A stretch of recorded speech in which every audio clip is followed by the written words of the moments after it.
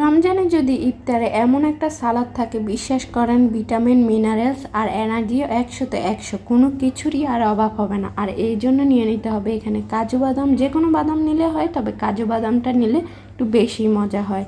কাজু বাদামটা একটু ভালো করে তেলের মধ্যে ভেজে নিতে হবে মুচমুচে করে। তারপরে সালাদের সাথে আমরা যেসব উপকরণ দিই, টমেটো, তারপর শসা, পেঁয়াজ, আপনারা যদি আরও পারেন আরও দিতে পারেন, কোনো সমস্যা নেই।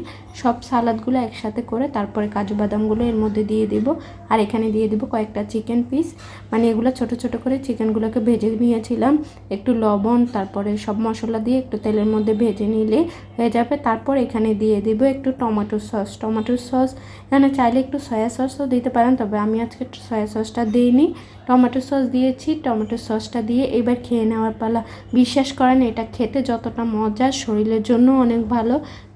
ইফতারে বেশি বেশি তেল, ভাজা পোড়া এগুলো খেলে কিন্তু গ্যাস্ট্রিকের পরিমাণটা বেড়ে যায়। এটা একবার ট্রাই করে দেখবেন, 100-100 এনার্জি পাবেন।